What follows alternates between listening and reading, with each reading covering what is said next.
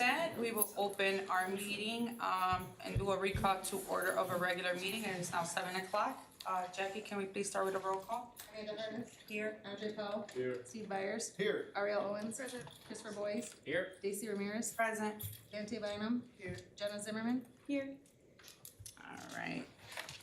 Okay, so first item, we will do a public hearing on e-learning in lieu of emergency days. Public hearing on, is an action item. It is recommended that the Board of Education move to open the public hearing on e-learning in lieu of emergency days. So. Do we have any comments? No? Okay, it is recommended that the Board of Education move to close the public hearing on e-learning in lieu of emergency days. Thank you. All right, the next item that we have here, it is, public comment. We just have two, Jackie, okay, cool. Public comment, public participation recognition, public comment. Members of the public who wish to speak to the board shall complete a request card prior to the start of the meeting. This section of the meeting will be reserved for comments from the public. All comments should be limited to 3 minutes. Criticism of individuals is not in order. And we currently have 2 comments. One is from Michelle DeBarbara. Can you please, you can go forward, please.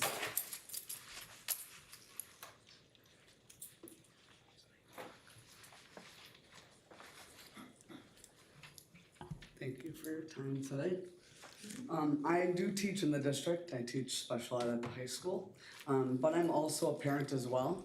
And I'm speaking on behalf of all the parents, as well as myself, about the transition program and the future of it for the 18 to 21 students. I, as a parent, know that life is not self-contained. And our students, as well as everybody else, needs to understand that they have to be able to function in society.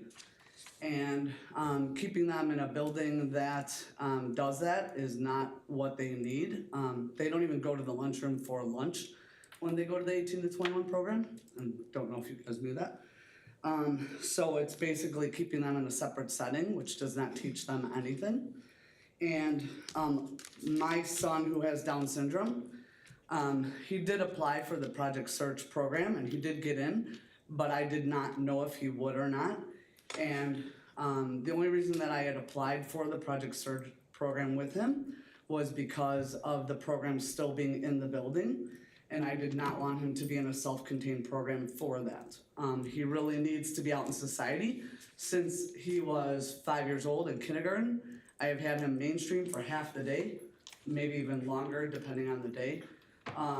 So that he could learn to function with what people say, quote unquote, normal people. But he fits right in socially. If anybody has ever met my son, he is very, very social, like appropriate. And I owe that to all the teachers he's had throughout the years. But being in the building for the 18 to 21 program, if he had been self-contained, I know other students have said this to me, and I know he would have as well. Why, after I'm graduating, am I coming back to the same building? It just doesn't make sense. And I know that part of the questioning is the financial, but we have to also think about the well-being of the children and what they are, what they need so that they can live independently on their own when they, what if something were to happen to me? I want my son to be able to live on his own. And he needs to learn those skills. If he doesn't learn those skills, he will never have that opportunity.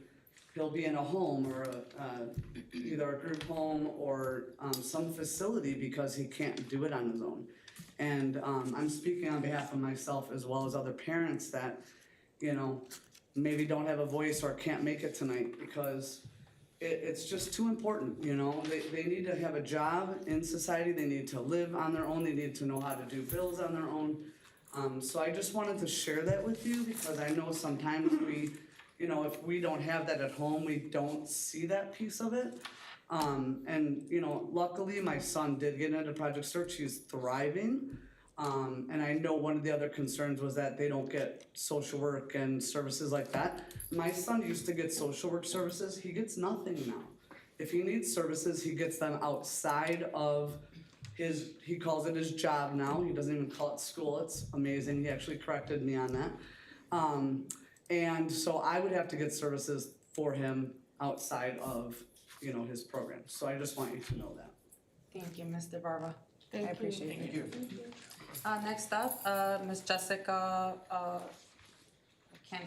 I can't read the, is it Morales? Yes, What is ma'am. it? Thank you. I just didn't want to mispronounce it. I apologize. And I didn't understand the handwriting, so thank you.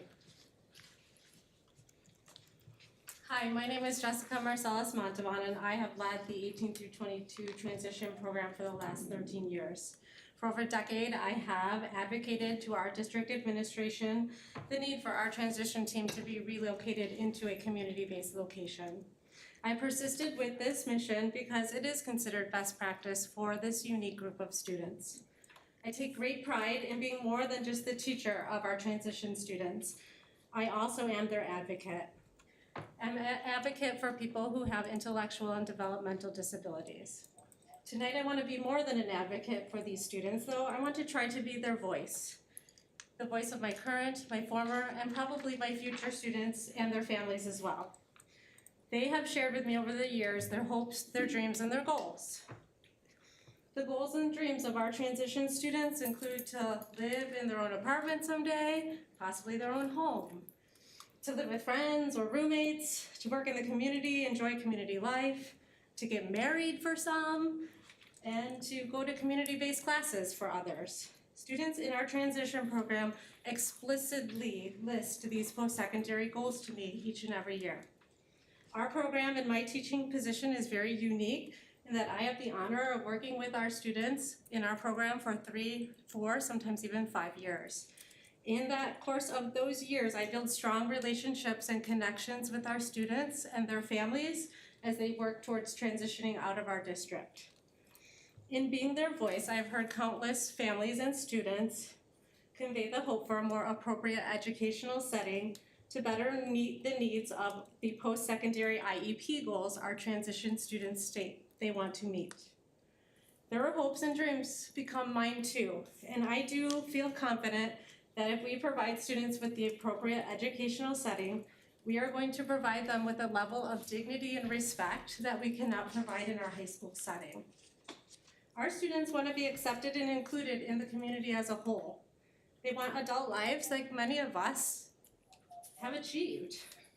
Relocating the transition program to a community-based location will better equip our district to help our students meet their post-secondary goals, help assist us in providing a seamless transition from school to adulthood, and open up opportunities for a wide range of real-life skill practice instead of practicing in the mock setting of our classroom. Finally, I do believe as an educational institution in our community, we must show the community what inclusive education looks like and inclusion in general.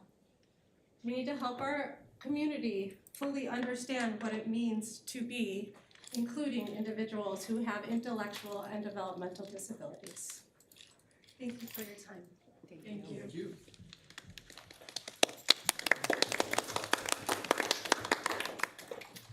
Okay, next up, we have board correspondence. Would anybody like to share anything that they've been up to for the past, since we last met? Well, I got to go to Huntley Middle School with Daisy, so that was a lot of fun. One thing that we heard there, and just something I've heard from the high school as well, in Clinton Rosette, is something that I would like the board to look into going forward, is looking at vape detectors for our buildings. Because it sounds like this is an issue that a lot of our students are dealing with, and I know we're looking at it from a perspective sometimes of, oh, they're breaking the rules, but I think it's important we also look at, we have a lot of young people, sometimes as young as 12 years old, that are getting addicted to THC or nicotine at an extremely young age. So if that's something that we as a district can work towards preventing, that's something I'd like us to look into. Thank you. Anybody else?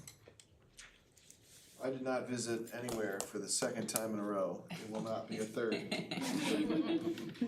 I also had the pleasure of visiting Huntley Middle School and attended a couple of meetings as well, so I heard the same, information that you shared right now, so thank you for sharing that.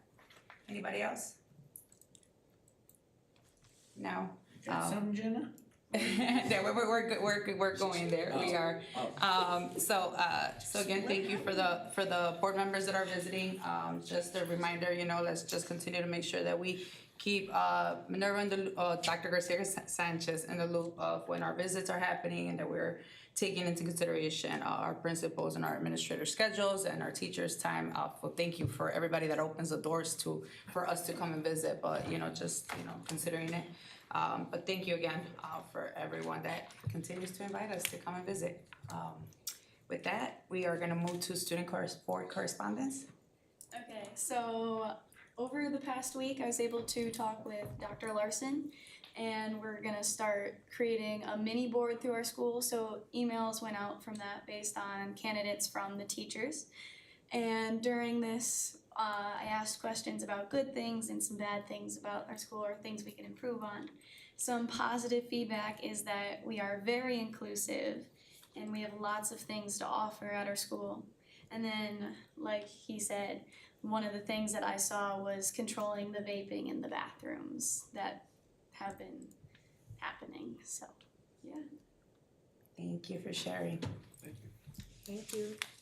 All right, so with that, we are moving on to our consent agenda.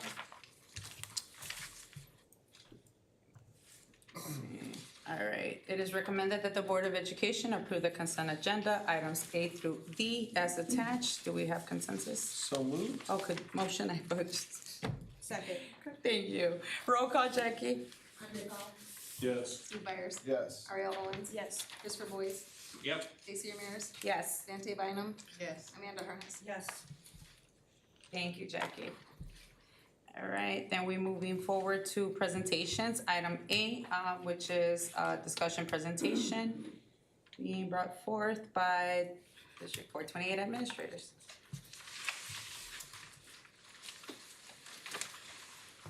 Good evening, school board and DeKalb, Malta, and Cortland community.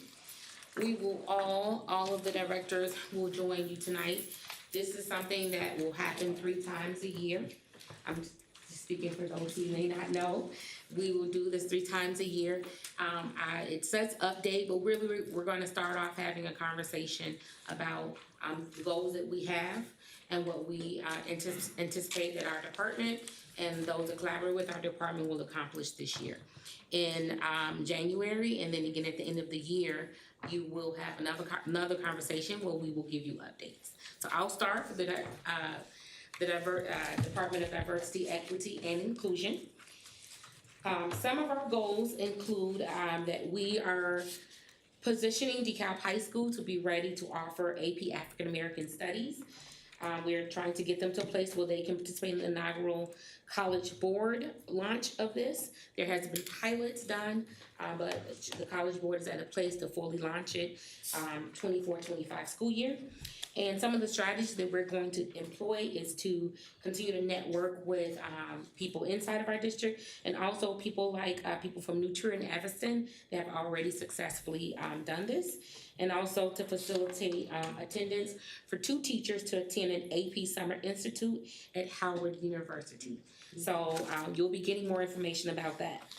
Another goal is to elevate student voice and student agency, and we are finally at a point where we have identified, we've met with Dr. Larson, and she is spearheading conversations with the video lab production education staff. We are in the process of identifying students who will co-facilitate a D428 podcast. We're working on names, but we're thinking maybe something like, belonging, I don't know, Barb's Belong, we'll see. It's gonna be segmented, it's going to be pretty amazing. Another goal will be to establish within the DEI department a family and community engagement structure. Currently, we're researching FACE frameworks and plans. We're going to continue to develop frameworks for parental engagement. And of course, we're going to get to a place where we have successfully identified ways to connect families, continue to connect families. One of the goals that we are also working on is that each school building, all 12 of our buildings, will have facilitated at least 3 DEI professional learning opportunities by the conclusion of this school year. We are going back to pre-COVID days where in previous years it was mandated. Since that time period, it has not been mandatory and it has not been happening consistently. So we have already developed a targeted culturally responsive readiness survey, which all teachers and paraprofessionals had access to. And I have met with each of the principals with the exception of one, just trying to line up our schedules. And we are in the process of co-planning and co-facilitating those professional learning opportunities. And it will be also part of some evaluation cycles with our school leaders. Thank you.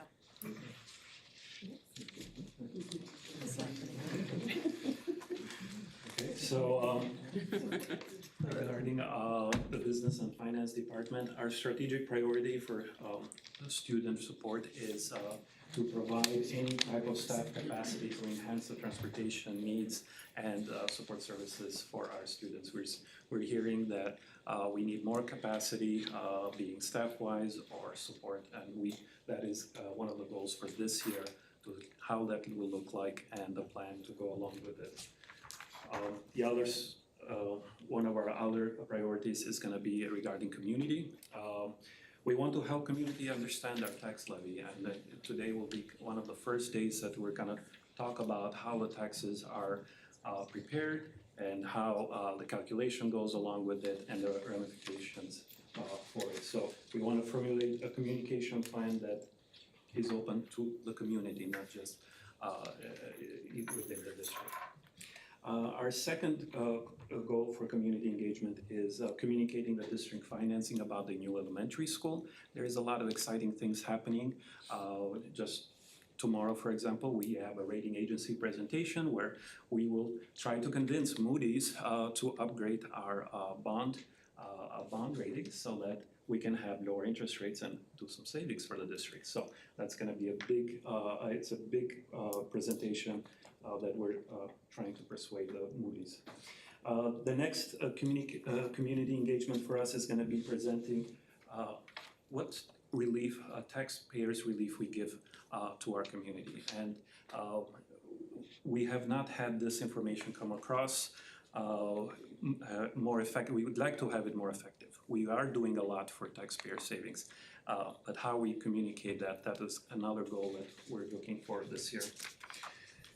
And then getting into the financial stability, our strategic priority on financial stability with equity lens. We're looking to enhance our business function of the district business office. A lot of the schools have their own business office specialists, and we're looking to coordinate, enhance that, bring that support at a much higher level. So that will be one of the goals for this year.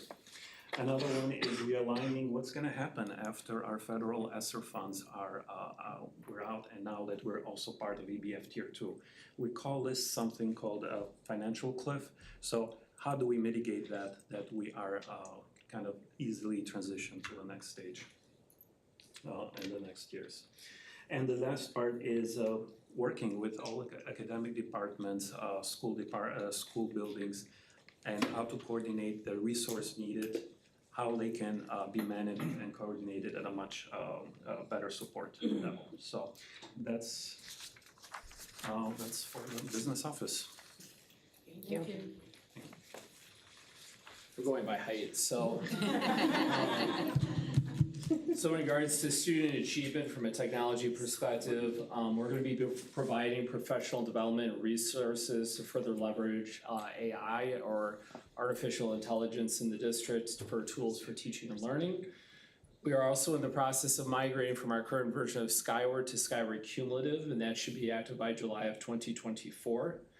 And we're continuing the success of our one-to-one program and being a Google reference district. And then of always concentrating on our cybersecurity posture for the district as a whole. In terms of community engagement and marketing, continuing to work collaboratively with our communications coordinator and enhancing our digital presence. And from a financial stability and equity lens, continuing to investigate the grants that are available to us and enhancing our partnership with Meta, as well as advocating on behalf of the district through the FCC and E-rate. And hopefully some good news from IBM soon, more on that later. And from an HR and human resources perspective, continuing to attract and retain IT professionals, and there's a proposal that will be coming forward sooner than later about how to also enhance that for our students. So, more to come. Thank you. Thank you. We're all looking to see who's talking. We're trying to figure it out. I'm not even living here.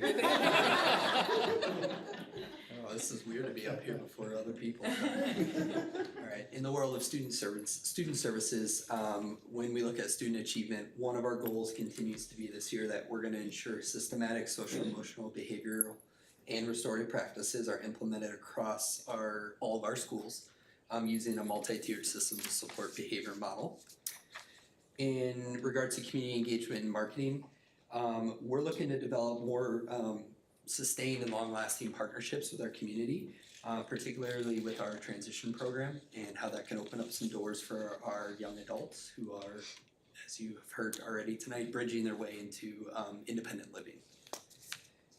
When it comes to human capital recruitment, development, and retainment, we're gonna work really closely with Deetra and her team in human resources with a specific focus on recruitment, retention of our more hard-to-fill positions, such as our speech and language pathologists, special education teachers, or school psychologists, some of which you'll hear more about later this evening. And then last but not least, financial stability and an equity lens. We're gonna take a look at our special education programs, and we're gonna start a process for us to kind of really get an idea of what do we have in place, what are our strengths, what are our gaps, and then how do we kind of enact a plan over the course of the next couple of years to kind of capitalize on our strengths and fill in our gaps. Thank you. So, human resources, we are all under strategic priority number 4. Human resource goals are continue to improve our onboarding and customer service process as it's related to the hiring and retention of our district staff. Continue to build partnerships with colleges, universities, and recruitment pipeline organizations to fill positions. We all know that recruitment and retention is difficult during this time. Continue to work towards the creation and finalization of an unaffiliated staff handbook to guide and support our staff members so they know the rules of engagement. And then finally, create an administrator's handbook to guide them through the HR best practices for supporting staff. Thanks. For safety and facility and safety operations, in the student achievement area, one of the things that we always continue to focus on is to ensure that we're providing a safe and sanitary environment for our students and staff. That includes working closely with our security manager in regards to fulfilling some of the suggestions that have come through the safety audit and responding to any concerns that come out from our staff on a regular basis. There's the next 3, actually I have 3 that tie directly to the new elementary school that is, will be under construction. And the student achievement side, it's working with the stakeholders and the construction personnel to comply, to make sure that we are meeting the timeline for opening the school and that we're doing everything within our means to keep it on schedule. For community engagement, one of the things we have been working on over the past year and will continue to work on is we are implementing a new facility use software program. We'll make it easier for our community and our staff to reserve spaces throughout our schools and then be able to make sure they have their needs met when they do come to the school in regards to whether it's setups or staff support or however that may look. That is almost completely implemented. We just will then move on to the training mode for our staff in the rollout. The other side of it with our new elementary is we want to make sure that we're including the community's vision when it comes to the physical grounds of the new school building. For example, we do plan to include community members when it comes to choosing playground equipment, landscaping, selection of colors, mascot, those type of things. So more information will be coming on that. Financial lens of facility operations, you know, we do come to you quite often to spend money because we do have a lot of buildings to support. And with that, we do have a 5-year capital improvement plan that we are constantly revising, and an update will be coming out in regards to that later this year. We also be overseeing, along with our business office, the budget and the expenses related to the elementary school. As with all construction projects, there will be changes throughout the project, and we need to make sure that we are staying on top of them, making sure they are appropriate changes, and then managing with that within our budget and keeping everyone informed. And then the last comes down to our human capital, which is a huge part of our team. We have 82 union members on our team, and we have developed a succession plan and a career path proposal that will be coming to the board shortly in regards to, again, providing a career path for our staff. We have a number of people who are gonna be retiring in our team over the next 5-ish years. So we wanna make sure that we have the proper framework in place so that our current staff have the opportunity to move ahead and see what other positions are like in our district. Thank you. Thank you. They save the best for last, teaching and learning. We have many exciting things going on this year, so we're excited to share our first area is student achievement. And we're going to focus on our low literacy, proficiency, and performance through instructional approaches. We've already identified and started to implement various professional development to support this, to make sure that our schedules are aligned and our staffing and resources are aligned. We are also focusing instructional conversations around data disaggregation. How do we use data to drive our instruction? How do we use data to drive our schedules as well, and the implementation of various staffing models? We'll continue to develop and articulate our two-way dual language program to make sure that we fully support our students. Our second goals involve community engagement and marketing, and teaching and learning will focus on parent engagement within our two-way dual language program, and then increase opportunities to share information with parents about our instructional programs, in collaboration with our school buildings. And for our third goal, we like to give our mayor a hard time and ask him for money, but we want to be fiscally responsible, make sure that we're out there seeking the grants that we might apply for and actually hopefully get, right? Like the teacher vacancy grant that we're looking into. And then once we work on recruiting multilingual staff, we want to make sure we retain them. So in retaining them, we're going to make sure that we provide them professional development, specifically in multilingual programs. And lastly, we're going to provide specific role professional development for our PK through 12th grade teachers. Thank you.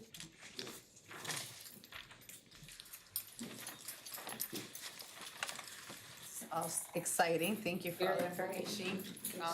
Thank you for all the work that everyone's doing. It's definitely an exciting moment for the district, so thank you for that.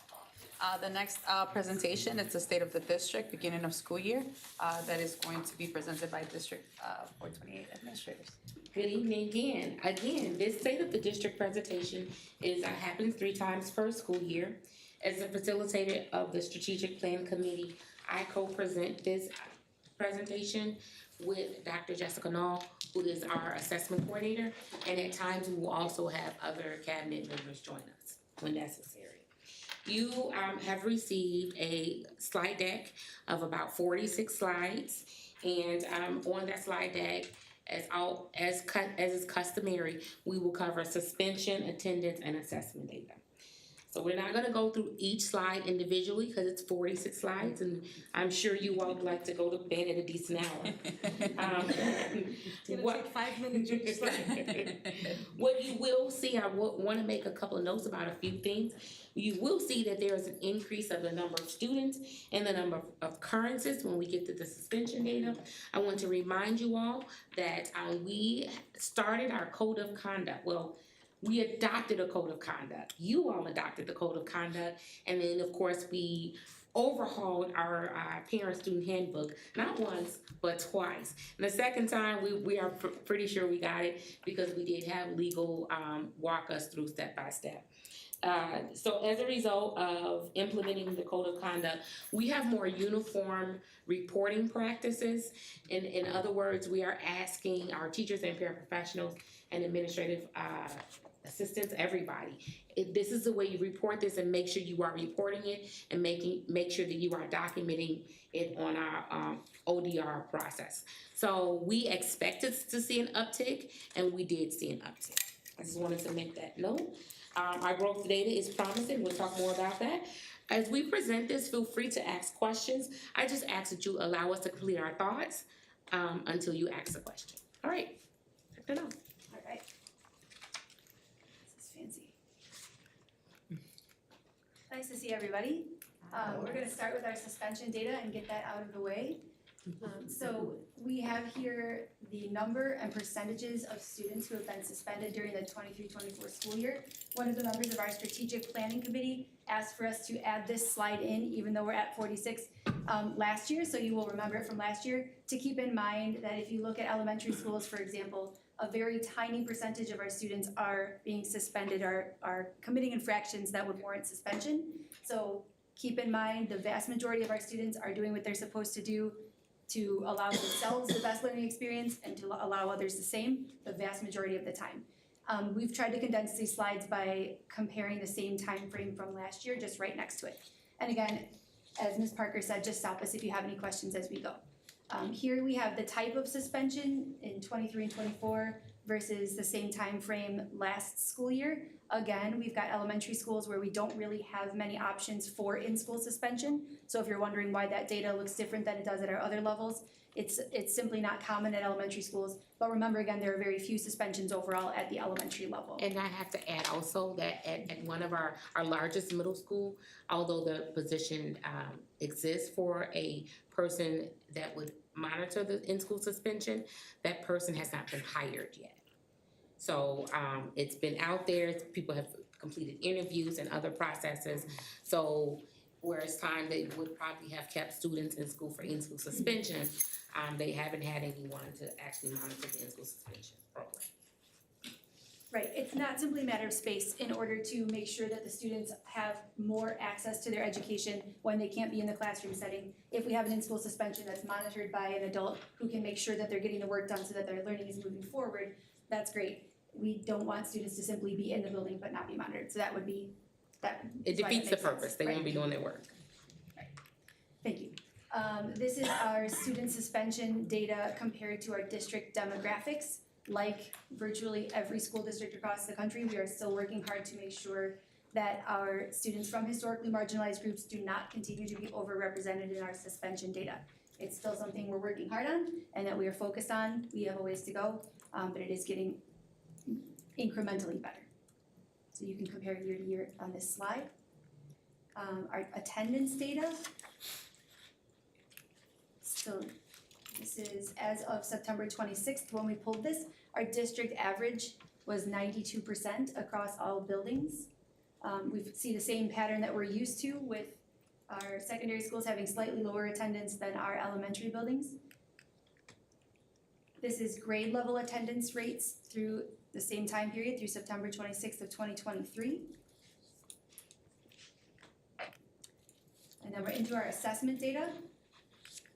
Here are our MAP growth numbers. I know that these slides tend to be slightly more confusing than others. Again, you've seen these in past years if you've been following along, but for anyone who wasn't with us, our orange bars for every grade level are students who met the growth that was expected of them from last year at this time. So we gave them the same assessment in the fall of 2022 as we did in the fall of 2023. MAP assigns them an amount that they expect every student to grow, in part because we know that one of the things that separates some students from others is that some students have learned how to learn. They know what habits are gonna help them get that information in their heads. They know how to do well on tests. So those students would be expected to grow more than students who have demonstrated that they may struggle with learning and need more supports. So to combat that, MAP gives them each an individual growth goal. And we've got, for example, in second grade, 56% of our students met that growth goal that MAP said was an expected outcome for them. I'm excited to see the second grade data because we gave the MAP test to our first grade students for the first time last year. So this is the first time we've had that growth measure for second grade. You can see that for math, we are certainly still focused on our middle elementary grades as an area where we we'd love to see more growth, and we're looking at our curriculum. And I know Sarah Schaefer is our elementary math manager, and she's working on some very exciting things that will allow more customized learning for students at those grade levels and across the elementary school. Keep in mind that the 3rd, 4th, and 5th grade students are the ones who were in preschool, kindergarten, and 1st grade when we had to shut down schools for COVID originally. So you may see, we may continue to want to provide more supports for that group of students as time goes on. And then obviously, we should be very excited about the numbers in sixth, seventh, and eighth grade. That's a lot of growth. The black bars that are next to the orange for each grade level, that's the national growth percentile. This is among the harder statistics to understand, so please indulge me for a second as I explain it again. If you took all of the groups of kids at that grade level in every building, and you looked at how much they were expected to grow, this is how much of that expected growth they hit. If you line them up with everybody else. So for example, for our sixth graders, of all of the groups of sixth graders, they were in the 93rd percentile. That's really great. That's a lot of growth. I like those because they give you credit for the amount that you grew, not just whether you hit or didn't hit your goal. Because if you came very close to hitting your growth goal but didn't quite make it, you would be in the didn't meet column. It's like a light switch on and off. Whereas with the black bars, it shows you how much they grew compared to national peers. So that's very exciting for our middle schools to see that, those high numbers. This is the same numbers but for ELA. So instead of math, this is looking at the reading map test. And again, second grade is on here for the first time. And again, we can be excited about the number of students in these orange bars that are meeting their growth goals. And again, look at this eighth grade. I mean, from seventh to eighth grade, these students were in the 94th percentile for growth. So that is really something to be excited about. This is the literacy assessments for the elementary level. So here's where the breakdown is for our students, how they performed against the 2020 norms. This is the longitudinal view. So we are making incremental growth here. We're seeing this red number go down slightly over time. We're gonna keep at it. You'll see kindergarten on here for the first time. So I know that it is still a very long presentation and that we like to talk about data more than maybe people are prepared to listen to it all in one setting, but this will help us in a number of ways. First, we'll be able to see growth data for our first grade students next fall because they will have taken it from a very young age.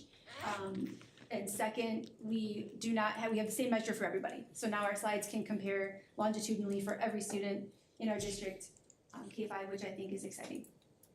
But I get excited about data, so I, take that with a grain of salt. This is our breakdown for all students K through 5 by race and ethnicity. Any group that doesn't appear, we have fewer than 10 students, so we try to not present that data in a broken out way because it might lead to personally identifiable information. These are our map reading groups K-5 broken down, disaggregated by the students' free or reduced lunch status. So obviously we've got some areas where equity remains a major concern as we look at our data.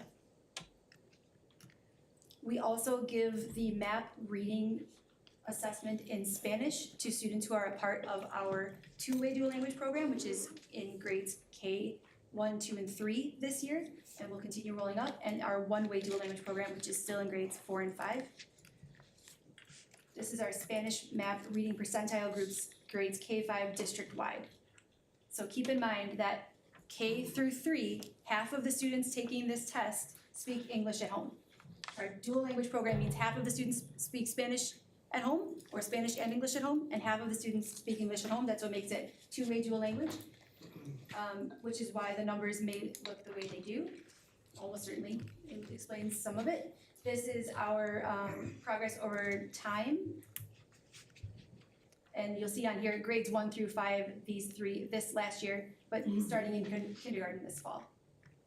And then our Spanish reading percentile groups by grade. We've got some variability there.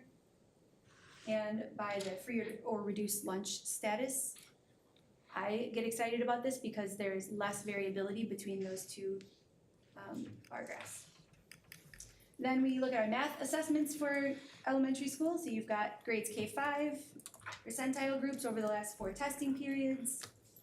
Should be a familiar cadence by now. This is by individual grade level. Again, with kindergarten for the first time. By race or ethnicity. Free or reduced lunch status. And then we can move into our middle school data. And again, please stop us at any point if you have questions. These are our map reading percentile groups for grades 6 through 8. So we're moving toward what you might expect to see with a normal curve. Reading percentile groups over the last 4 testing periods. By by grade, by race or ethnicity, by free or reduced lunch status. These are our Spanish literacy assessments for those grade levels. These students are only our one-way dual language students. So because of the format of our one-way dual language program, students who have exited our program because of their score on access tests would no longer take the Spanish reading the Spanish MAP test because they no longer receive English learner services. Does that make sense? Okay. Percentile groups over time, by grade, by free or reduced lunch status.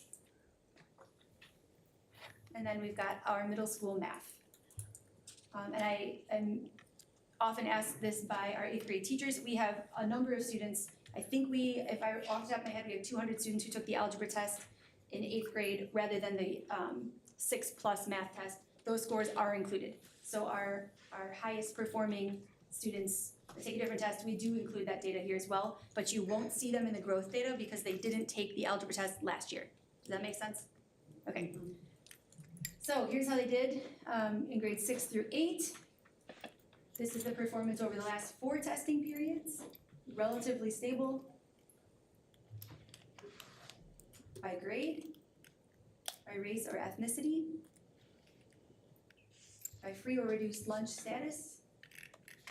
And that's it, because we've got all of the assessments the same now, K-8. So it is less than it has been in the past. Are there any questions we can answer about the data at this time? If you think of information, but thank I'm you. sorry? Okay, yeah. It definitely looks like, we still have a lot of work to do, but there's definitely strides that we're making, so thank you for that. And it's always exciting to see growth, even if it's small, it's exciting, so. Right, we might say we're not exactly where we want to be, but we can't get to there without going through here, so let's get to it. If there is some other disaggregation that you would prefer to see in the winter or going forward, please let either one of us know, we'd be happy to do that too. Thank you. Thank you. Thank you. Thank you for the visuals in the previous presentation as well. I know that last year we talked about them and they came back again, so thank you for that. All right, the next presentation is the tax levy information presentation, which will be presented by Mr. Armir Dorka. Actually, it's gonna be the duo, right? So this time of year that we have to explain what we're gonna be doing in relation to taxes, right? And if you've read my newsletter and you've seen our past newsletter, I've been talking a little bit more and more about it. And that's because we want to make sure that you understand what the process is. Making sure that our community understands it, the board understands it, and everybody out there in the world understands it, so that when there's a question about why we do what we're doing, it becomes more clear, right? I still have trouble reading my property tax paper. I don't know about you all, but that really kind of confuses me, and so this helps me, and you'll hear me ask Amir questions, clarifying questions on purpose, because I want to make sure that I understand it, and I'm hoping that if I ask the clarifying question, it'll help everybody else too, okay? So please forgive me, I don't want to come off as anything other than clarifying questions around that. Oops, you got me there, right? I know, thank you. Apologies. Okay, so I'm gonna go ahead and let you kick it off. Thank you. Sure, yeah. So we're kind of early in the tax levy process, but we wanted to bring in kind of a overview, a kind of an understanding, some background, and some information to act as a base as we move forward with the calculation. So this is really, we start off with, so we always start off with the estimated assessment we receive from the county. So this is, the county assessors will issue the assessments by October 5th. We have received many estimates so far, and even yesterday we received a shift. We're seeing a big shift, but it's trending higher. It's trending that our market valuation keeps growing higher, which means that our tax base is growing of the amount of taxes we can charge from. So the levy calculation must need that assessment. We need to know what the tax base is. What is the tax EAV or the tax base? It's the value of the properties, the value of all the properties that are being taxed. So we're kind of still early, but we want to kind of give this background. So the levy calculations need three things. They need our equalized assessed valuation, or EAV. This would be our property value. It needs what's the inflation or index, consumer price index. In addition, it needs to know what are the new construction that are coming into the tax rolls. So with these three, we can use it for our when we look for the calculation for the tax rate. So just to be clear, okay? He's very technical, right? Just to be clear, a levy is the amount of the taxes that we collect that is based on all of this, right? Like, so it's our piece of the pie, right? So the tax collections are in a pie, let's say, and there's a slice of pie that belongs to the district, and that is our levy. Is that correct? Correct. So this is the share of the revenues we receive from the taxes being collected by the county. We want to make sure either we maximize it or we receive the revenue that is with the district need. We always have in mind being sensitive to taxpayers, savings for taxpayers, but also not not losing resources on our end as well. So in a very responsible manner, we look for the share. Now remember, we're not the only taxing body. There is about 9 other taxing bodies just in the city of DeKalb, and then each Cortland or Malta will have other taxing bodies. This would be like water reclamation, libraries, public parks, and so forth. So each one of them will be taking a piece of from that taxes. So we are the largest taxing body, but we're not the only one. Okay. So it's our slice. That's what we're supposed to get. Okay, I got it. Okay. All right. I'm supposed to ask that, see? My notes. Okay, cool. So I wanted to give some perspective on how our EAV is. Remember when we talked about EAVs, that's the market value of all the properties. Well, there is about 6 properties types. We have residential, we have farm, we have commercial, industrial, minerals, and railroad, right? Look at the... Before you do that, so the county assessor does the assessing. We as a district don't do that, right? No, yeah, correct. So the county provides these assessment estimates, and it just keeps, the estimates are never settled until in spring. However, they do provide some estimate for us to kind of work on, getting that calculation and giving a recommendation to the board, but they are not settled until spring. So the tax rate that we are gonna provide may not be the tax that is eventually settled in spring. So I hope that kind of. Okay, good. So yeah, so these are all from the county. These are all the county assessor's office, taking in the numbers, looking at the properties, looking if you added like a chimney or an addition to your building. Well, that kind of adds more to your tax base or EAV. So we have residential. If you look within the years, residential has not grown as much, but it is about 44%. So homeowners are paying about 44% of our taxes. So it is a big share, but we're seeing now that commercial and industrial are taking a little bigger piece of that pie to pay for us, right? So we have commercial, we have about, it started at 200 million, and now it's about 283. But look at the industrial. That is something that everybody knows. Our industrial zones are growing. DeKalb is at unprecedented level of economic growth. We started off at about 54 million. We're at about 308 million. What does that mean? That means the tax rolls are growing, and the homeowner's piece, let's say, it's getting a little bit smaller, but the industrial is. However, I have to put a caveat on that. There's a lot of tax incentives that happens with the industrial zone. So I kind of spotted out back in 22 based on the actual numbers. even though we did grow from 80 million to 140 million. That is thanks to Meta and Ferrara. However, the district saw about 600,000 from Meta and about 300K from Ferrara, which is about $1 million in revenue. That is because of the abatements. A lot of these industrial zones coming in do have some 15 to 20 years tax abatements where they're only paying about 50% taxes to the district. So we are very happy to see this coming in, the tax rolls, but understand also that there is some abatements in there. So again, we're happy to have them and we have some economic growth. So I guess I just wanna clarify for my own information. So that $8 billion worth of development only equated to $600,000 in net revenue for the district right now with Meta.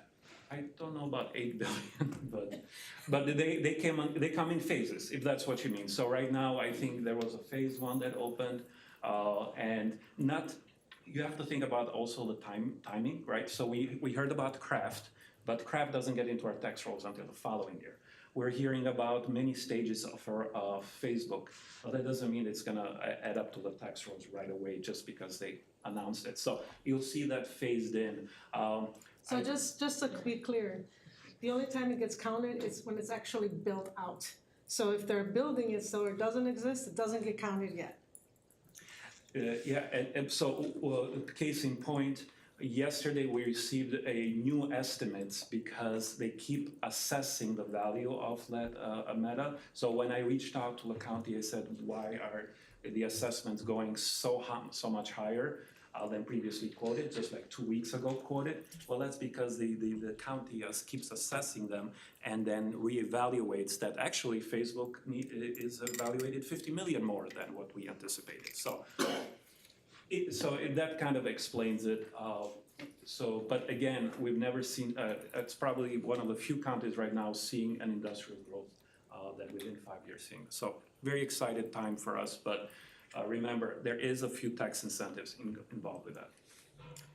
I just wanted to point out just the historical perspective of how our tax rates and our EAV. Remember, there was a recession. So you can see that our tax rates keep going down as our EAV keeps going up. So there is an inverse relationship there. So kind of shows that economic conditions do affect our tax rates.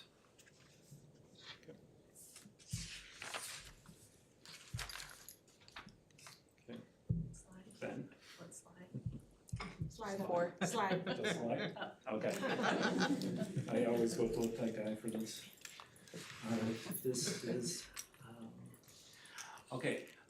Let's talk a little bit about the consumer price index. All of you know about inflation. All of you know that the gasoline has gone up, food has gone up, goods, any type of goods have gone up. We felt it the same because we have food supply chain disruptions that have caused a more increase in our transportation has increased for us as well.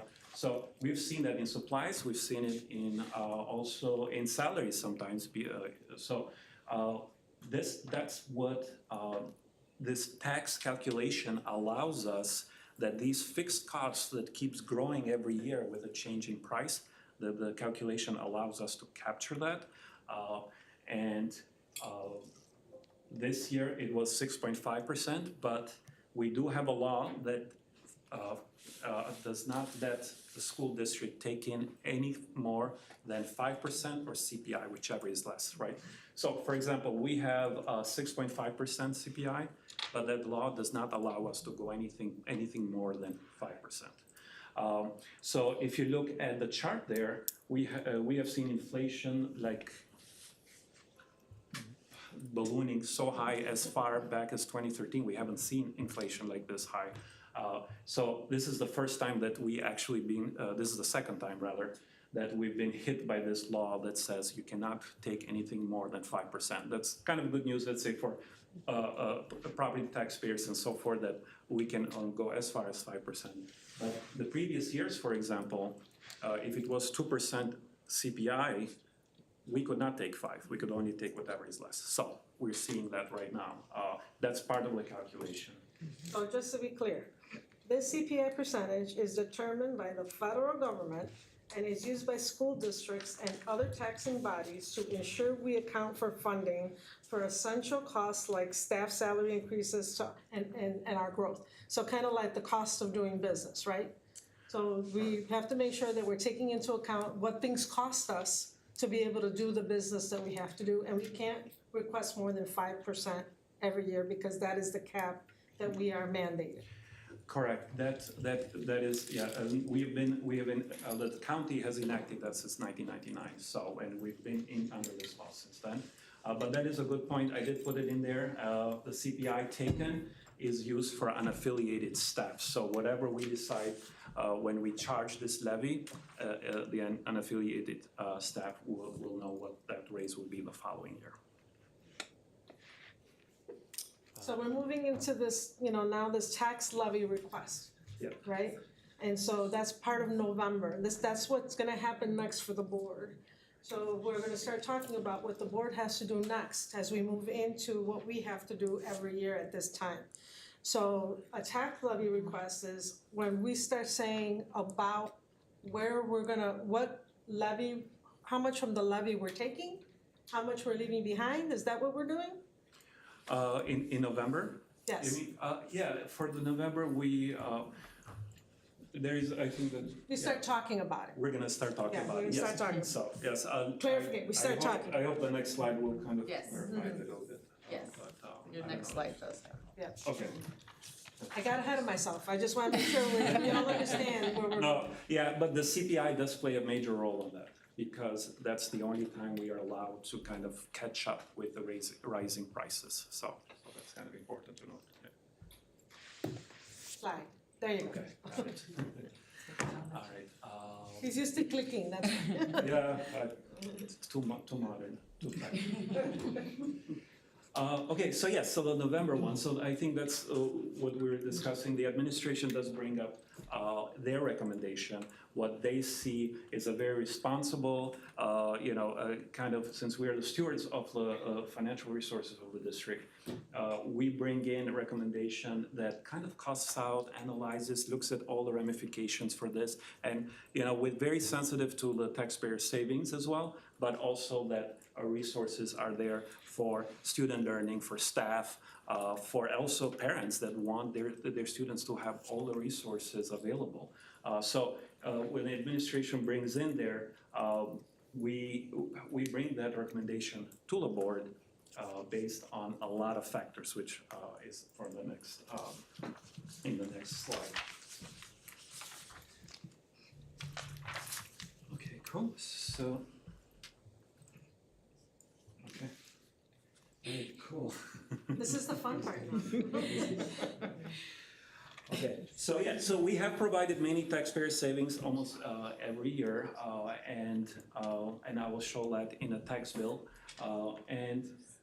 In the past 6 years, we provided some form of abatement that is very responsible financially, that kind of keeps the resources that we need, but also not having a long-lasting impact, which will affect teachers, will affect staff, will affect students, and of course parents. So when we provide this recommendation, there's a few considerations we have, right? So remember, there is a high inflation coming in that was caused by labor shortages, labor costs, union agreements, and other expenses within the budget.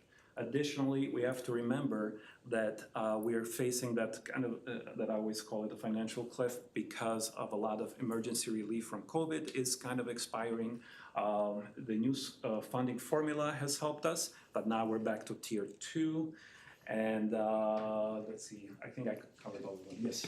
So we keep talking about higher inflation, obviously, yes, means higher cost. However, higher inflation, I work at a bank, also means we're paying you a lot more money to have that money in the bank with us. So where is all of the additional money that we are making as an institution by having money invested at the banks coming into this conversation? Because I know the county plays all the banks in town, and they'll get 5, 5.3, 5.5. Yeah, and we take advantage of that. We're part of a school district investment pool, and we are at about 5.35% right now. So we do take advantage of it. The thing is that the revenue that we get, we have only 3 sources of revenue because we're not a company, we are a local government body that has to provide services. The local taxpayers are more than half of that. So the tax revenue that we collect is something that we rely so heavily on. So yes, we do have an interest income, but it wouldn't cover not even one payroll at this time, so. Cool. So one thing that comes always in our analysis is to create that short-term impact. Remember, we are stewards of financial resources, so when we bring recommendation, understand that the recommendations are very sensitive to taxpayer savings, but also doesn't have a long-lasting impact, right? So we try to take money out from bond and interest levy. What does that mean? Back when we paid for the new high school, Portland, remodeling of Huntley and Founders, well, that was a lot of that was referendum money and construction that we are going to be paying for the next 20 years. So we try to take that money and relieve the burden of the taxpayers from that. So that's one way that we do it. We also allow, we also try to have every year a new savings plan. So that kind of gives us a little bit more leeway what strategy we want to use, but it doesn't have a permanent effect. Let me go to the next slide, unless there is. I just want to make sure that we're understanding. I think what's important is for folks to understand what the abatements are and what that means, right? So when we get to the next slide, let's just go there. Okay. Yeah, let's see. Let's look at that tax bill. Let's look at that tax bill, shall we? Okay, cool. I hope everyone has looked at their tax bills and kind of figured out what's going on with between years with the school district. Remember, you have about 9 taxing bodies if you live in the DeKalb. But for, let's take a one market value home that's in 2016. That's kind of important, especially for homeowners. You must have seen that your market value of your home has grown, right? Well, that means that your tax base is growing. So unless you're selling, right now you will probably see a valuation growing higher, right? So, can I also add, for those of us that rent, I don't rent, I own, but so I'm very curious about that. But for those that rent, sure. they still have to pay into that, right? Because the landowner is paying the property taxes, so they have to make up the difference in the property tax. So that means they probably raise rent too, right? Correct. So yes, as I mentioned in there, there's many type of properties. A rental unit would be another property that is affected by this market value increase. So you will probably see rent going up as the EAV grows. So that's everybody is affected in a sense, like all rent units, homeowners. Even I think I had also a question: what happens to those that paid off the home? They also are affected because they also pay taxes. So let's take a look. Somebody who bought a home at $150,000 back in 2016, right? So that's kind of important, not what it is right now. So you'll see that their market value kept growing higher and higher. And in 22, that should be no surprise to everyone. Those home prices were going very high. You probably heard your neighbor kind of selling their homes at astronomical prices, and you're like, no way that costs that much. And it probably didn't, but it's the inflation that was kind of picking up there. And the district, please take a look at this. Back, if you see the first or the third row down, the first one with in the table, that's our tax rate. So our tax rates have gone down from about 7.7 to 6.08. We're very mindful of that. We want to continue to lower it in a responsible way, but continue that trajectory. So I provided an example, let's say an example in 2023 where we do go down the tax rate. How will it affect it? A lot of shock will happen is because of the inflation keep growing so high between the 2 years, you will probably see, even if the tax rate goes down, you might see an increase in taxes. Cause our Because- tax, our properties are going. Our property, are yes. valued at higher rates. Good news if you're selling, bad news if you're staying, in a sense, and then you will wait, yes. Alright, just because this is the part where I'll be honest, I get very confused by these numbers. Sure. So if we are collecting more money from EAV, we take the full 5% CPI, how are we then still taking less percent tax wise? The way we are calculating it, we are leaving money on the table. And that's but the one thing that I have to point out is when we do leave money on the table, there's other taxing bodies that say that build it a new building, build it a new library, build it a new infrastructure that will peg it to taxes. So just because, let's say, one taxing body like us lower it, doesn't mean that others will follow. So because we lower, we can't, I don't wanna say we can't help what a home value is, but we're trying to compensate for the difference. So by us lowering the taxes, we're trying to help. We are. Lowering Yeah. what we take from the tax table, right? Correct. That's- Exactly. I mean, we can't help that home prices keep rising. Correct. You know, the value of a home. It's based on economic conditions, correct.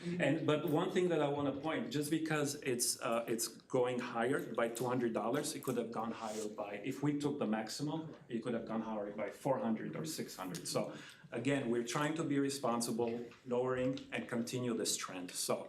So for instance, we could have taken up to 7.7, but in this example, we're dropping it down to 5.9. So Correct. even with leaving all of that amount on the table, it still would mean that this person in this example would still have to pay $243 more in taxes.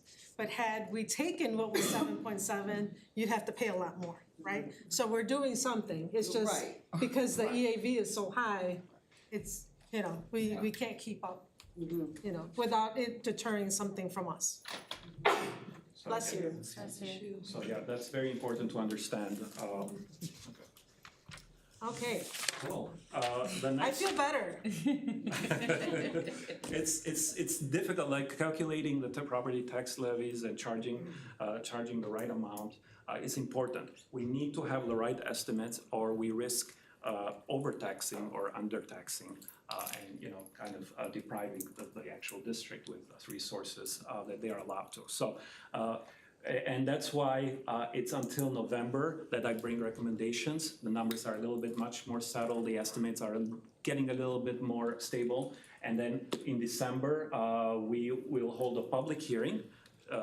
I will issue it to the newspaper, the tax rates that we're going for. And then there's public hearing in December, and that's when approval happens. And then in February, what happens in February? Something still happens in February. Sure, just because we submit a tax rate to the county doesn't mean that we're getting that tax rate. There is a board of review and appeals that happens. There is new assessments that might happen, and it's at that time, sometime in the spring, between DeKalb County is very good. They do bring it by end of March, but normally they can have up until April, and that's when the numbers are settled. And they come in and they say, sign this, this is your tax rate. So again, what we submit doesn't necessarily mean what we get. Thank you.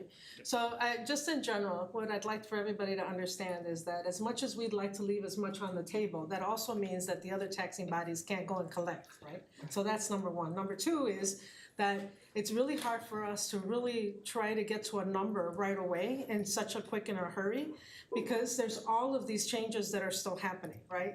And even in February, it still might change again.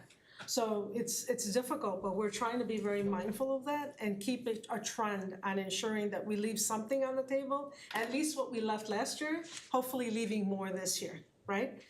To try to help mitigate some of those taxes. And in this case, you know, we're gonna try to do our best in doing that. But just keep in mind, and I'm gonna remind everybody, we did just, you know, guarantee a new DCTA contract, and we have 3 other unions that will be negotiating, and we wanna make sure that we're also doing our due diligence with them, plus our programmings and everything else and cost of doing business. We have to make sure that we're taking care of all of those pieces and that we're not leaving something behind, right? To continue to keep the best at the best for our children, right? So that could be the transition program building that we're looking at including, it could be, you know, additional services that we might need, more teachers that one might need to hire, whatever that case might be. But I just, again, wanna reiterate and be clear that the abatements that we're giving, when we say abatement, I didn't say this, but I need to say this because I have to keep reminding myself. An abatement is giving somebody a discount on paying taxes, right? So like the big guys like Meta and Ferrara and these guys get a discount for coming to do business here. So we give them 50% off over 20 years, right? So if we were supposed to get 1.4 million, we're only gonna get 700,000 from them every year. So to get 700,000, but we're leaving on the table millions of dollars, right, for taxes. So I feel like we're doing a better diligence than they are, making sure that we're leaving the right amount on the table for you all, okay? So I just want us to be really clear on that. We're not trying to do anything else other than making sure that that makes sense to all of you. Because if this doesn't make sense to you, then, you know, when we're doing things and then we're questioned as to why, I want you to say, well, she explained it. And if we need to, we'll rewind the tape and show it to you again, right? But that's really why we're doing this, okay? Sorry that we took so long to get here, but I wanted to make sure that everybody understood. I think having a great district obviously adds, you know, also value to the community, right? People wanna go and people follow education, people wanna go where their kids are gonna receive all the best services, and then that obviously increasing also property value and interest of people wanting to come here, so. Right, well, you pay taxes to Right. get the services. Right. Right, so you get the library, you get all those resources, that's what the money's for, right? So if you start reducing the money you give them, that means the services are then lessened. So, you know, and those are your services, so you gotta think about what it is you want, what you need. Well, thank you. Thank you. Thank you. All right. So moving on to old business, prior to us moving on to old business, I would like to motion to pull, motion to pull, from the agenda, item A. Is there a motion? So moved. Second. Roll call. Steve Byers. Yes. Ariel Owens. Yes. Christopher Boyes. Yes. Stacy Ramirez. Yes. Vante Bynum. Yes. Amanda Harness. Yes. Andre Paul. Awesome, thank you. Item B is an action item. It is recommended that the Board of Education approve the out-of-state travel for Tommy Cedillo, Benjamin Erickson, Thomas Schumann, and Delandon Mason to Atonement Lutheran School in Milwaukee, Wisconsin. So moved. Is there a motion? Second. Roll call. Competition. Or second. Who moved in second? I didn't hear you. Chris. Ari. Ariel Owens. Yes. Christopher Boyes. Yes. Stacy Ramirez. Yes. Vante Bynum. Yes. Amanda Harness. Yes. Andre Paul. Yes. Steve Byers. Yes. Thank you. Item C, out-of-state travel to NABE conference. This was an item that was brought to us by Ms. Sarah Montgomery and AJ Crook. Is an action item. It is recommended that the DeKalb Board of Education approve the out-of-state request for the multilingual programs coordinators and secondary multilingual leader to attend the NABE conference in New Orleans in March 26, 28 to 20, okay, through the 30th, okay, I apologize. 2024. Is there a motion? So moved. Second. Roll call. Christopher Boyes. Yes. Stacy Ramirez. Yes. Vante Bynum. Yes. Amanda Harness. Yes. Andre Paul. Yes. Steve Byers. Yes. Ariel Owens. Yes. Thank you.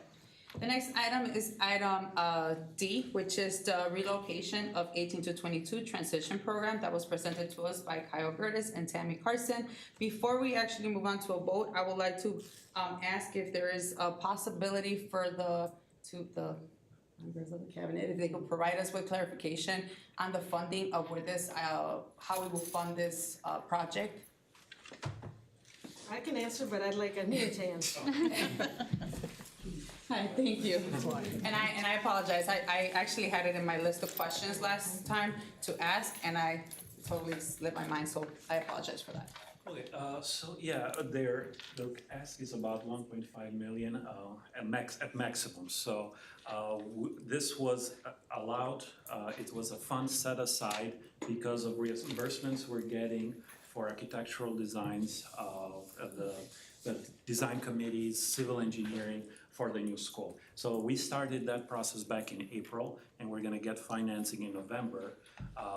And once that financing comes in, we'll get reimbursed for all the way up till April. And I believe there's this cost, and I think people were asking, it's about 800,000. And the rest came in from projects that are either shelved or that were not approved in the September. So those were some Tammy's projects, such as the Ed Center, the Ed Center parking lot and so forth. So just to be clear, it's money we used, we got it back, and now we get to spend it again. Correct. We're allocating funds. Okay, I guess I'd like to push back on the money we got back. This is, I think, for a way to put it in a way most people can understand. We are going to college, we got a student loan. We bought our books, everything ahead of time, let's say it costed $2,000 for easy math. Now, the college gave us a $2,000 check, because they said, you already prepaid these expenses. So it's not just free money. It's $2,000 that we owe interest on every year for the next 20 years. And we're now saying, well, instead of paying my loan down to $8,000, I'm gonna go buy a MacBook. Now, the MacBook is absolutely going to help our educational career. There's no doubt about it. It is a good investment. But to just say it's a windfall of money that we just got out of the sky, I think is dishonest to the public. Like, it's still money we are paying an interest rate on for the next 20 years. Oh, you're talking about the financing? Yes. Okay. Yeah, those are reimbursements that came out of the Fund 20. We were gonna pay that money anyway, so this is money that were allocated for it. So, I mean, there's. So we're reallocating the money that we had already approved. It was money that should have come out of financing. The other building. But yeah, so I mean, that's something. And that is one thing that we're doing, is getting an investment manager to kind of mitigate some of that interest that we're losing by investing the money as construction goes on and pays off. We're kind of mitigating that. Any questions about that? Additional questions before we move on? Thank you, Amir, and I apologize again for not asking this question last time. Oh, no, that's fine, yeah. Thank you. Thanks, Amir. All right, so with that, we are going to move this, obviously, item to action. This is an action item. It is recommended that the Board of Education give approval to acquire a location residential home for use by the 18 to 22 transition program. Is there a motion? So moved. Second. Oh, actually, I apologize. This is up for a vote. I apologize. So this is an actual, just we're asking for the actual request of the vote, right? Yes. I didn't hear the motion. Who's second? Oh, Steve, We I got both did it Steve, at but the who's same time. second? somebody over here said. All right, He seconded. roll call. Chris seconded. Right. Roll call. All right, Daisy Ramirez, Yes. Vante Bynum, Yes. Amanda Harness, No. Andre Powell, Yes. Steve Byers, Yes. Ariel Owens, Yes. Christopher Boyce. Yes. Thank you. All right, moving on to the next one is item E, increase of FT request. Increase of, this was an action item. It it is recommended that the Board of Education approve the increase of the DHS cook from 6 hours per day to 8 hours per day. Is there a motion? So moved. Second. I got it. Okay, roll call, please. Vante Bynum, Yes. Amanda Harness, Yes. Andre Powell, Yes. Steve Byers, Yes. Ariel Owens, Yes. Christopher Boyce, Yes. Daisy Ramirez. Yes. All right, future elementary school business, we currently have no updates for that, is that correct? Correct. Thank you, okay. So before moving on to new business, I would like to also motion to pull item M. Is there a motion? So moved. Second. Roll call? Amanda Harness, Yes. Andre Powell, Yes. Steve Byers, Yes. Ariel Owens, Yes. Christopher Boyce, Yes. Daisy Ramirez, Yes. and Vante Bynum. Yes. If I can interject real quick. Of course. For all the staff members here that are here for the transition program, you do not need to feel required to stay for the rest of the board meeting. And also for you, Jenna, I know that you have school tomorrow. No, she's got. We have to do her name. Oh, yes. Don't leave yet. She's up. She's like, man. Thank you. Bye guys, thank you for coming. Jenna, after this, you can't text me if you would like to, okay? Okay. You're gonna work. So. Cry. Everybody's like, don't tell me twice. Okay. All right, so. We are moving. Ally, go arrest them now, they're being a They're so upset. All right, moving on to new business, the first item on our, here, item A is to officially appoint our student, board member. It is recommended that the Board of Education approve the appointment of, Ms. Jenna Zimmerman as the student board member for the school year 2022, 2023 through 2025. Is there a motion? So moved. Second. Roll call. Amanda Harness. Yes. Andre Poe. Yes. Steve Byers. Yes. Ariel Owens. Yes. Christopher Boyce. Yes. Stacy Ramirez. Yes. Vante Bino. Yes. Thank you again and welcome.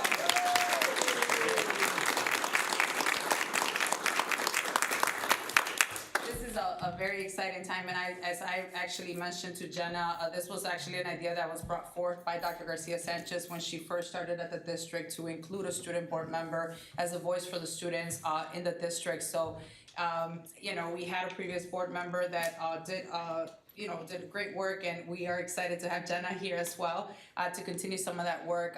This definitely is a new initiative. Not a lot of districts actually have a student board member, so this is something that we are almost like creating and working together with the student board members to create and establish the foundation of what this position would look like. So thank you, Jenna, for taking the time and the extra initiative, right, to a responsibility to add to your plate. We really, really are grateful for that, and we look forward to working with you. Thank you. Thank you. Before we move on, just so that you know, we'll always ask Jenna between 8 and 8:30 if she needs to leave to go do homework, we That she excuse is her as welcome well. to. So she'll let us know that she's leaving whenever she's ready to go. Thank you, Jenna. Thank you again, and welcome. All right, item B, request of out-of-state travel, National Athletic Directors Conference. This is information item brought to us by Mr. Peter Goff. Yay. Cheer for him too. We're just cheering for everybody. All right. I learned a couple of things today. One, don't ever trust Jackie when she says you'll go right away. Two, I know what a text levy is now. I felt like I was back in math class. Before I ask you for money, good news. DeKalb beat Sycamore today in boys soccer. 42. I thought I was gonna run late, but I guess I had plenty of time. Plenty of time. Yes. I am the president-elect for the Illinois Athletic Directors Association, and next year I will be the president of all the athletic directors in the state of Illinois. And then I'll be the past president for a year. But what we were able to do is to go to, I get to go to, I'm asking to go to Orlando to the national conference. I've been at Denver, I think 2 years ago, and it's just a great time for us to connect with all of the other different presidents throughout the United States. We meet monthly in a Zoom call right now, but it's good to go down there, do a lot of PD, some great speakers. John Gordon's gonna be there. So we have a lot of good things to see when we go down to Orlando. So, and I find out next month when I meet with the board, whether or not that my portion will be paid by the IADA. So right now, some of that, and then some of my travel money, but with the help of Jackie finding some good cheap flights, direct flights, which are good, so, but that's really nice. But that's what we'd like to do. When I came back from Denver, saw a lot of great things, got to do a lot of neat things, so that's what we're asking to do now. Thank you. Thank you. Consensus to bring this back? Yes. Thank you. Thank you. Thank you for everything you do. All right, the next item is item D. Is it WASBO? Is that how you would say it? Or WASBO? Oh, the first one, I apologize. See, look at me jumping to item D. Item C, out-of-state travel. COAS and National Conference is an information item brought to us by Mr. Ben Bale. Yeah, so I sit on the board of IEDL, Illinois Educational Technology Leaders. This is my first year on the board. It was a professional and personal goal to get on the board. And they make always to the annual conference, the board as a whole, IEDO board. So I'm hoping to be able to attend the CUSD National Conference. It should be a good event full of discussions about artificial intelligence, cybersecurity, all the topical things, and also the goals that align with the district. Awesome, thank you. Consensus to bring this back? Yes. Thank you, Ben. All right, now the other one, which is WAS WESPO Master Facility Conference. Ms. Tammy Carson, this is an information item. The Wisconsin version of IASBO hosts a master facility conference every year around this time, and we have been in attendance, and one or more of us have attended it. There's some great breakout sessions in this conference. In addition, gives us continuing ed credits that are required for our certifications and the roles that we hold. So I'm just asking for permission to attend, or approval to attend the conference at the end of October. Thank you. Consensus to bring this back? Yes. Thank you. All right, our next item is item E, staffing request 1.0 unaffiliated paralegal position, brought to us by Ms. Deetra Salas. This is an information item. Correct. Good evening. So we are requesting the addition of a position of paralegal. I have listed in the document the costs that we've spent the last few years on legal costs, and they have increased significantly. 21-22 school year, we spent approximately $216,121.79 on legal fees. And then for the school year 22-23, costs were approximately $452,430.63. If we have this paralegal position, we believe it will decrease some of our attorney costs with the various firms that we use, because we would be able to do more internal review of documents, handle FOIA requests, investigation matters, and other things related to compliance. Over the last few years, we've seen a significant increase in the amount of work as related to Title I, paperwork processing, grievance complaint and other paperwork processing, FOIAs in general from our community, student discipline, and real estate matters. All of those are taking time away from a variety of staff members to do day-to-day operation work, as we have to do significant work as related to investigations or legal documents and things of that nature. This position would fall in the salary range of $55,000 to $90,000, and then after the cost of benefits, we do average on the high side because we don't know what the candidate, selected candidate may accept. So we're looking at a cost of potentially $63,000.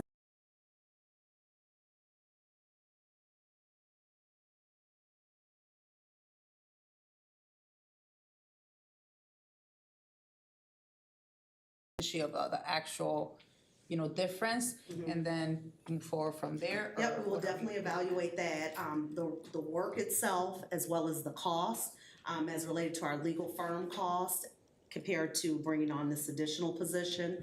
Our mayor, our money guy, he actually suggested that we go with a full-time attorney in the district. But we do want to take the time to assess how we'll really be able to use that position and be able to deal with some of the costs. One caution with taking on an attorney in the district, we currently have various law firms that we use because we have a variety of needs. Personally, for myself, I use somebody for employment and human relations matters, but then Kyle uses a different firm for student-related matters as related to discipline and special education. Then we have real estate attorneys, and then we have tax attorneys. So finding that unicorn that can meet all of our needs would be very expensive, but also very hard to find. Would the hope then be that the paralegal can provide, just obviously some legal advice based on, general information, then at that, since we do tap into different. Maybe not advice, but support. Support. So definitely That's what I meant, I support. So as investigations happen, as paperwork needs to be done, even some of the things that come to you on a regular basis, MOUs and things of that nature, working with the legal firms and making sure that they're done timely and done accurately. So we're looking to pay someone potentially $103,000 with benefits when this is an admin role. We're gonna be using law firms anyways and paying those fees. So we need to get someone, because you're saying that these projects are being done today, and it's just time consuming and taking away people from their current roles. So do we really need a paralegal, or do we need someone to fill a role to handle these projects that may not cost us $103,000? So 103, again, I With just. benefits, Yeah, right, yeah, I just but your want- salary range is up to 90. But with the whole compensation package, you're saying it could be about 103,000, right? So I mean, let's shoot for the high end, because you've got a paralegal that's gonna come to a district, they're gonna ask for a higher salary. Just because of the dynamic of what everything's going on, they're dealing with a lot of different things. So anyone would be smart to ask for a higher wage. But you're saying these tasks are being done today by people in the district, so is it really a paralegal job? Or is it, do we need someone that has great skills, multitask, able to handle different things, to fill a role like this that may not cost us that much? Because in turn, we are then going and using the law firms, so we're double dipping. Going back to what Amir saying, it might be wiser to bring in a lawyer that we may have to pay a little bit more, but then we may not be turning back and using all these law firms being charged those high rates. Because we're double dipping if you have a paralegal. They're not able to give you a final answer legal-wise. They're just a paralegal. So I'm just throwing it out there and challenging you. Is it truly a paralegal role, or is it a role that may just be some sort of support staff, coordinator, some new role? I mean, the reason that we are suggesting a paralegal is the skill set that they come with, that they have, that they know how to do legal research. And they could actually make recommendations to the attorney, decrease some of that time that's spent in the conversations that we have with our attorneys, and decrease some of those costs. But we're looking for a skill set. If you will, on some of these things, the amount of time that's done on e-discovery on the attorney's side, so the data gets collected, but then when it gets turned over to the attorney, the amount of time and they spend is, it's very high. So if we can have somebody do that in-house and then reduce that. It's really the skill set. They probably have their own paralegals running that and We do work with some paralegals with our law firm, but they charge higher They rates charge as a well. higher rate. Right. Okay, consensus to bring this back? Yep. Okay, thank you. Okay, the next item is item F, request to bid food service management company, Mr. Amir Doka. So, for the food service company, we have to go out for a multi-year company now because we already exhausted two non-competitive emergency competitive bids, as they called it. We did get, for the past 2 years, due to supply chain disruption, a lot of food services, such as Aramark that we have now, allowed us to go to ISB and request that extension. However, that is no longer offered, so we have to go out for a multi-year company. Consensus to bring this back? Yes. Thank you. Yeah. Alright, item G, staffing request, instructional assistant 2.0 FTE increase. This is an information action item. Hey, good evening. We are in need of 2 instructional assistants at Malta Elementary School to help support students, to help to support the increase in student need over there. Typically, when I come to the board and I ask for an instructional assistant, it's usually because there's a need in an IEP that's already been written that we have to fulfill. In this situation, we haven't quite gotten to the point of an IEP yet. We're still in that process. However, the need is there in order to protect the safety of those students who we're going through the process to identify.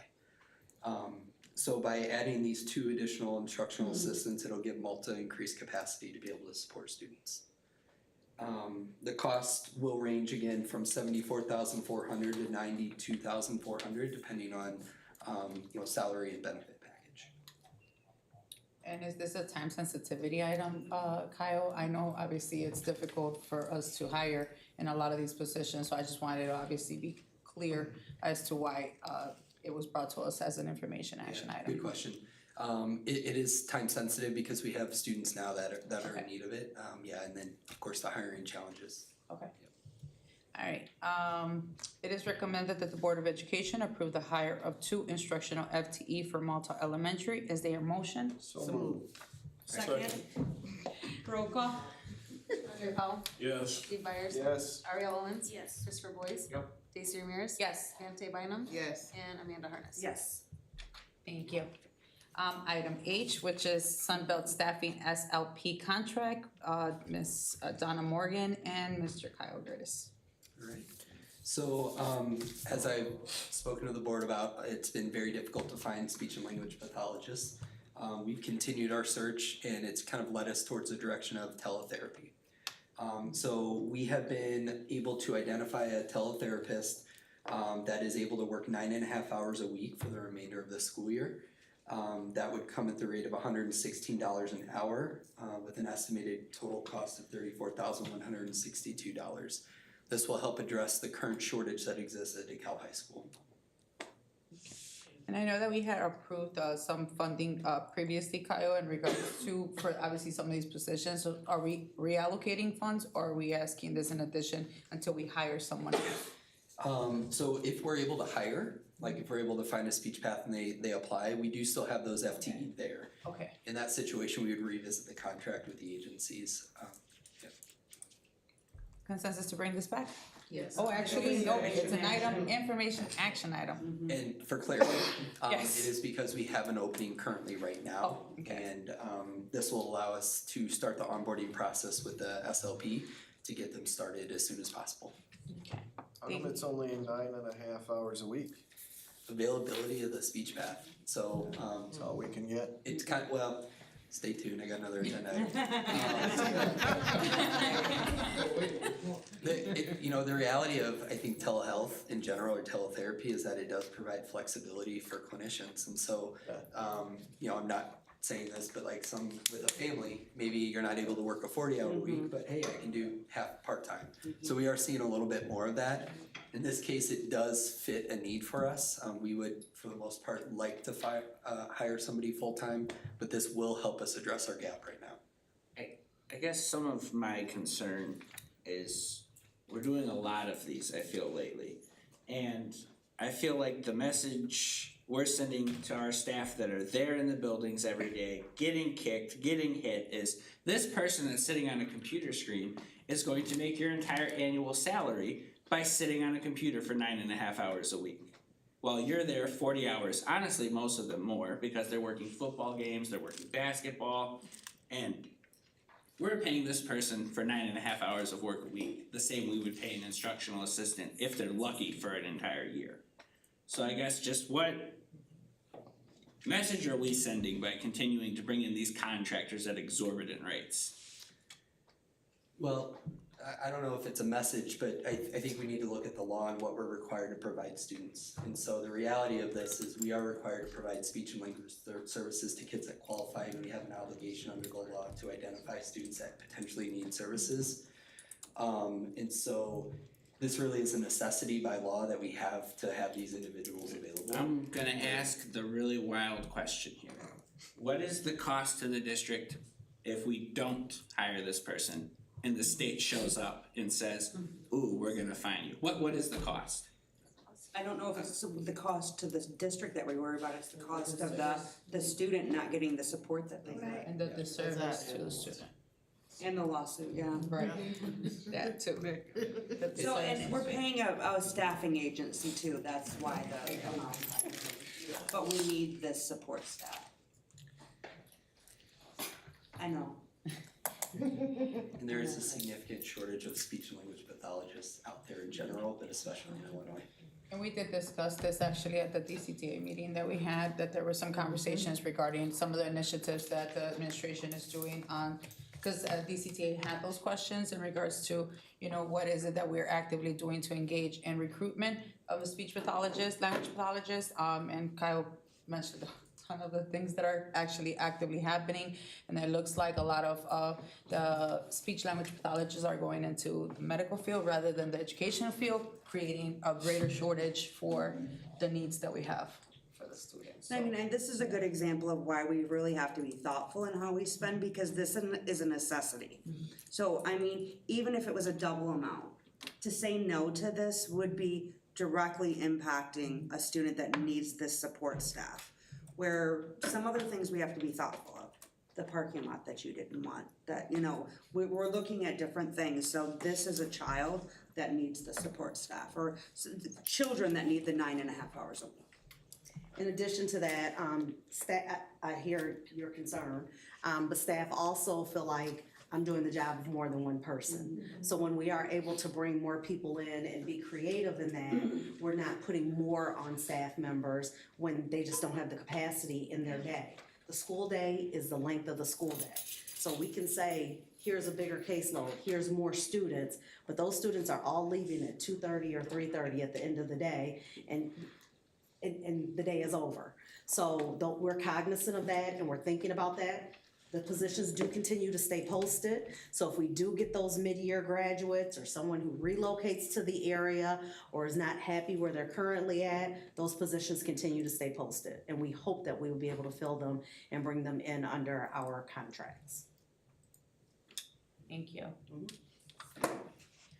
Okay, moving on, to read the recommendation, it is recommended that the Board of Education approve the service agreement with Sunbelt Staffing LLC, who will contract with Vocal Vision for the provision for telepractice services. Is there a motion?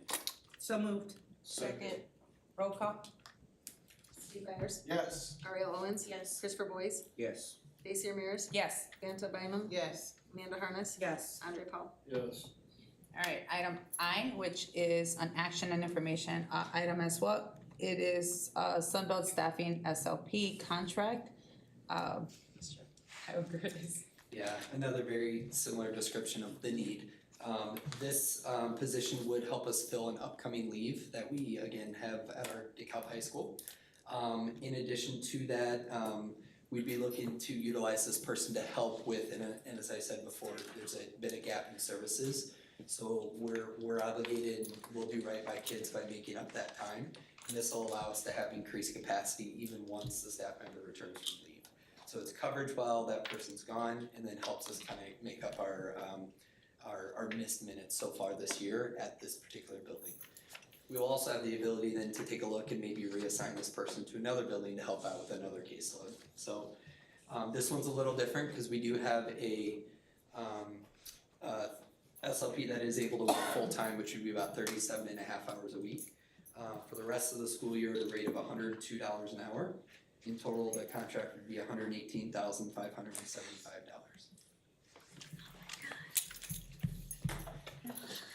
Any other questions? No? Okay, it is recommended that the Board of Education approve the service agreement with Sunbelt Staffing LLC, who will contract the Vocal Vision for the provisions of telepractice services. Is there a motion? So moved. Second. Roll call? Ariel Owens? Yes. Christopher Boyce? Yes. Daisy Ramirez? Yes. Vanta Bynum? Yes. Amanda Harness? Yes. Andre Paul? Yes. Steve Byers? Yes. Item J, which is DCTA program, course approval, salary, student, schedule, credit, and CWC course approvals, Ms. Teacher's House. So we are in PRC season. That means Professional Relations Committee. That is a DCTA district committee where we work collectively with staff members that apply for salary credit advancement. They move on the salary scale based upon approval of coursework, whether programs or single courses, to move on our salary scale. By contract, those payments or adjustments and increases in salary are due on their October 15th paycheck. In doing this work, we discovered that there were 2 that were missed because we had to get additional information to verify that coursework is of a master's level and or just clarification information. So those 2 are coming to you tonight. We are bringing it for information and action so that we do meet the deadline per the contract for the October 15th pay. Thank you. Any questions? No. All right, it is recommended that the Board of Education approve the college programs, courses, and or CWC courses as recommended by the Professional Relations Committee. Is there a motion? So moved. Second. Roll call? Christopher Boyce? Yes. Daisy Ramirez? Yes. Vanta Bynum? Yes. Amanda Harness? Yes. Andre Paul? Yes. Steve Byers? Yes. Ariel Owens? Yes. Thank you. Thank you. Item K, approval of MOU with NIU Varsity STEAM team renewal, Ms. Sarah Montgomery, and this is an information item. Good evening. This is just our annual renewal of our agreement, MOU with Northern Illinois University to provide after-school programming for our Barb City STEAM team, which are middle school students. Awesome. Any questions, comments, concerns? No? Consensus to bring this back? Yes. Thank you. All right, item L, which is e-learning plan renewal for 2023, 2024, 2024, 2025, and 2025, 2026 school years. This is an information action item. Just information. Oh, actually, I apologize, this is information, it says information action up here. Is it? Yes, Yes. because of the hearing. Says both. Yes, it says both. Mine doesn't. Is it just info action? It just says information on here. Well, it says information, but then on their type it says action information. Jackie? It's action. Cool.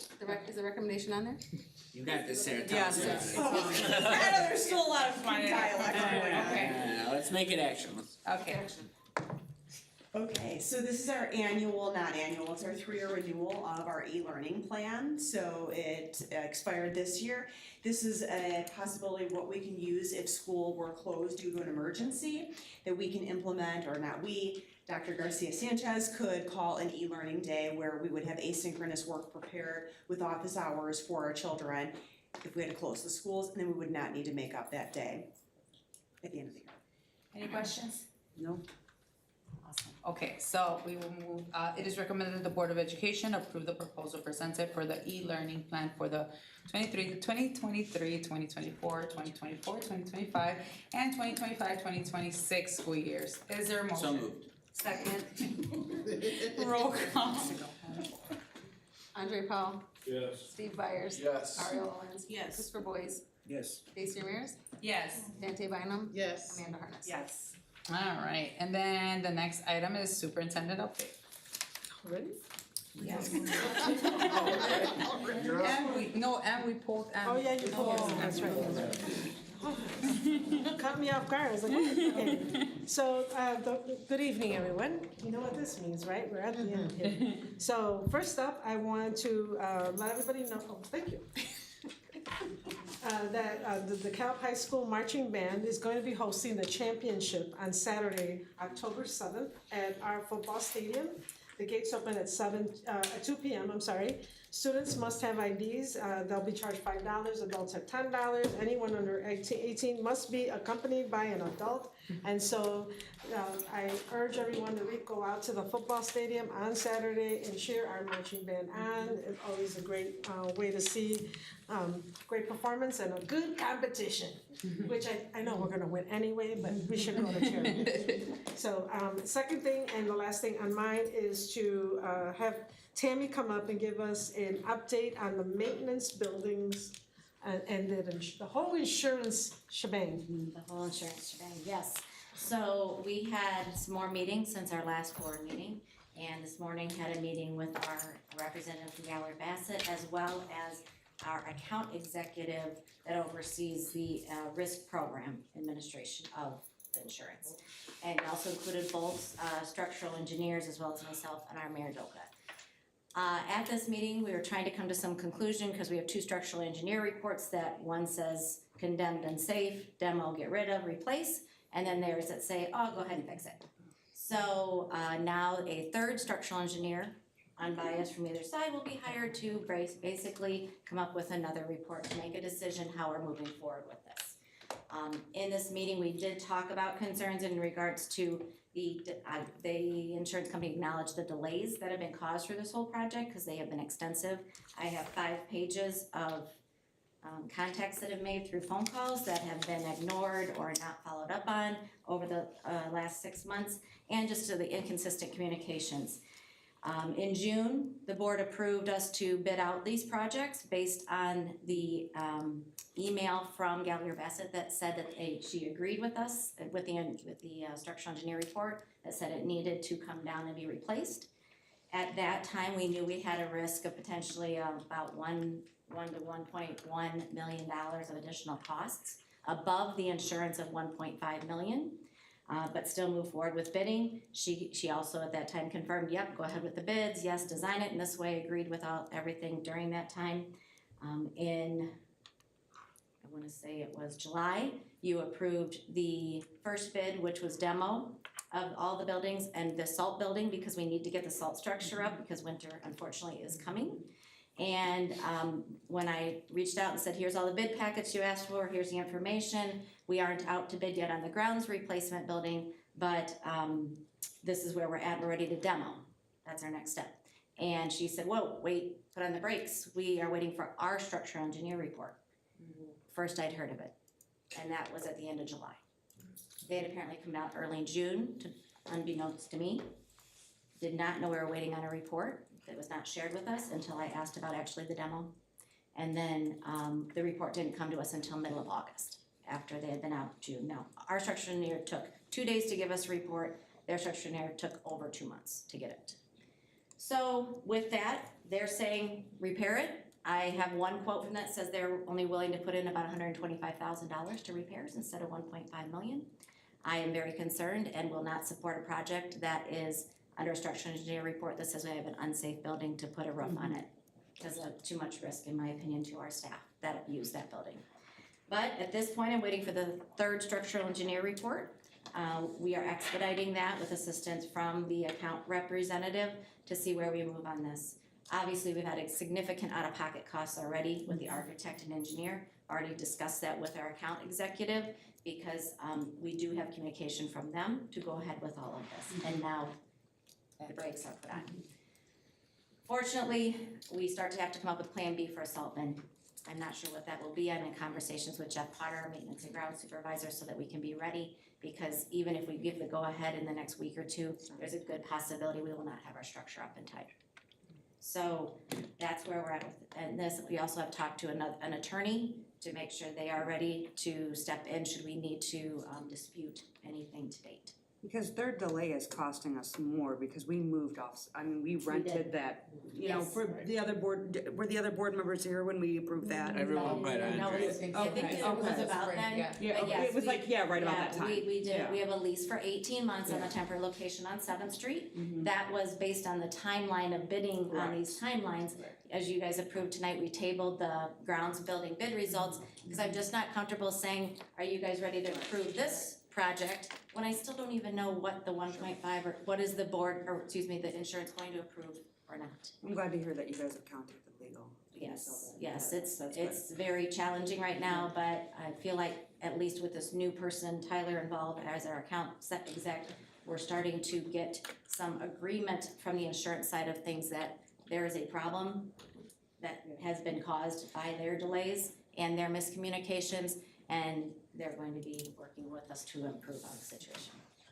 So I will keep you guys posted and hope to have information to officially bring forth at the next board meeting in regards to where it all stands and potentially a request to approve the bid results. Thank you. All right, thank you for your Thank you, patience. Tammy. One last thing, yesterday was the first Monday of the month, so that means that my monthly message has gone out. I hope everybody had a chance to read it. There was quite a message around taxes, so again, we're reiterating, this is tax season, so just making sure that everybody gets a chance to read that message, thank you. You'll also see that the e-learning plan is there and attached, so that you can take a look at that when you have a chance.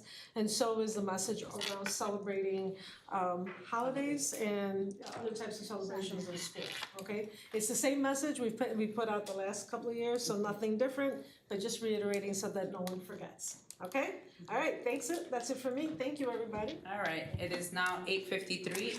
It is recommended that the Board of Education will adjourn. Is there a motion? So moved. All in favor, say aye. Aye. Thank you, everyone. Have a great